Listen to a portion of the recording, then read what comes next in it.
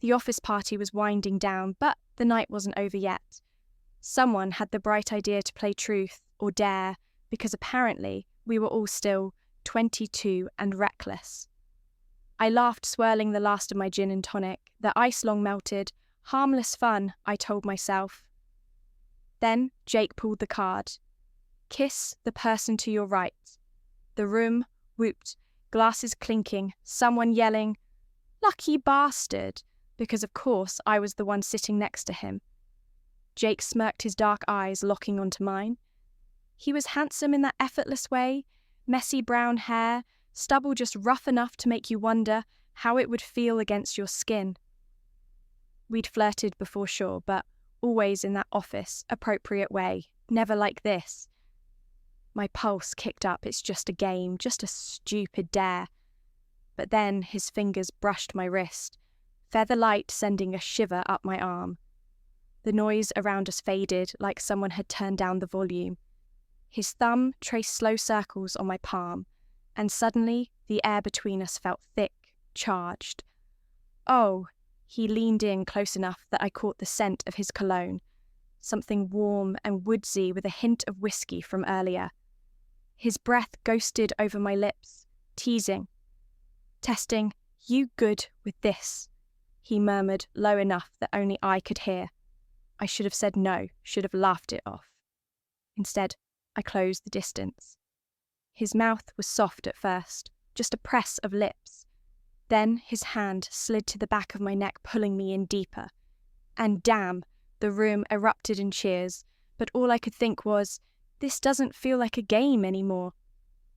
The first brush of his lips was cautious, just a whisper of contact like he was giving me an out. But then his fingers tangled gently in my hair, tilting my head back just enough to deepen the kiss. The room around us blurred into nothing. I'd been kissed before, but not like this. Not with this kind of deliberate, aching slowness. His mouth moved against mine with a quiet confidence, as if he already knew exactly how I liked to be touched. His free hand settled at my waist, thumb tracing idle circles through the thin fabric of my dress. A shiver raced down my spine. Someone whistled. A glass clinked. The sounds barely registered.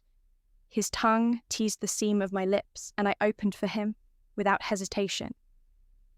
The taste of whiskey and mint lingered on his tongue, intoxicating in a way the alcohol hadn't been. My fingers curled into the front of his shirt, gripping tight like I might lose my balance if I let go. He pulled back just enough to look at me. His breath uneven, his eyes were dark. Pupils blown wide, I could feel the rapid thud of his heartbeat where my palm pressed against his chest. This was supposed to be a joke, a stupid party game. But the way his gaze dropped to my mouth again told me neither of us was laughing anymore. The night air hit my flushed skin like a shock of clarity as I stepped onto the balcony. Somewhere below the city pulsed with life. Car horns, distant laughter, the occasional siren. But up here, there was only the quiet hum of tension and my own racing heartbeat. I gripped the cold railing, letting the metal's bite ground me as I replayed those impossible seconds, his lips on mine the way his fingers had tangled possessively in my hair. The sudden realization that this wasn't just another office game anymore. The glass door slid open behind me with a whisper of sound. I didn't turn, didn't need to. The space between my shoulder blades tingled with awareness as he approached. His footsteps measured, deliberate. The scent of his cologne wrapped around me. Cedar and something darker, spiced, mingling with the crisp autumn air, cold. His voice was rougher than usual, the words brushing against the nape of my neck like a physical touch. I shook my head even as goosebumps rose on my arms. His fingers traced the bare skin of my shoulder, trailing down to my elbow in a slow, maddening path that left fire in its wake.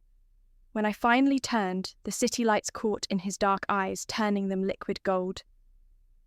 The playful smirk from earlier was gone, replaced by something more dangerous, more honest.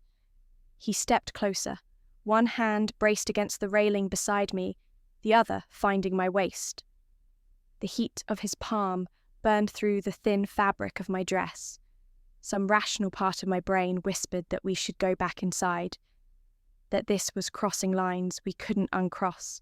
But then his thumb stroked the sensitive curve of my hip and every coherent thought dissolved. Tell me to stop. His breath was warm against my ear, the words more challenge than request. The night held its breath. Somewhere far away, a car alarm wailed. The wind tugged at my hair. His waiting silence stretched between us. Heavy with possibility, I closed the last inch between us. His lips crashed against mine with a hunger that stole my breath. The balcony railing dug into my back, a sharp counterpoint to the heat of his body pressing against me. His hands, those clever, confident hands, slid up my thighs, bunching the fabric of my dress as they went. The night air whispered across newly exposed skin, raising goosebumps in its wake. I arched into him, my fingers finding purchase in his hair as his mouth trailed fire down my neck. His teeth grazed the sensitive spot below my ear, and a gasp tore from my throat too loud, too revealing. He swallowed the sound with another kiss, deeper this time, as if he could taste the want on my tongue. His belt buckle clinked a small metallic promise in the dark. My pulse roared in my ears, drowning out the distant city sounds, when his palm slid up my ribcage thumb, brushing the underside of my breast. Time stuttered. This wasn't just attraction anymore. This was need raw and undeniable. The first real touch between us was electric. His groan vibrated against my skin as my nails scraped down his back. We moved together, all heat and friction and half-stifled sounds. Each touch rewriting the rules we'd pretended to follow. Later, I'd blame the alcohol, the moonlight, the way he said my name like a prayer. But in that moment, there was only this, the dizzying free fall into pleasure, and the thrilling certainty that neither of us wanted to be saved. Dawn painted the sky in pale watercolours when I finally slipped back inside. My dress carried the scent of night air and his cologne, a haunting reminder clinging to the fabric. I touched my swollen lips absently, the ghost of his teeth still burning on my skin. The apartment was silent.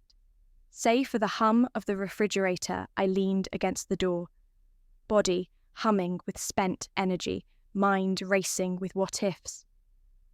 My phone buzzed, a single notification lighting up the screen. Still awake, a shiver ran through me that had nothing to do with the morning chill.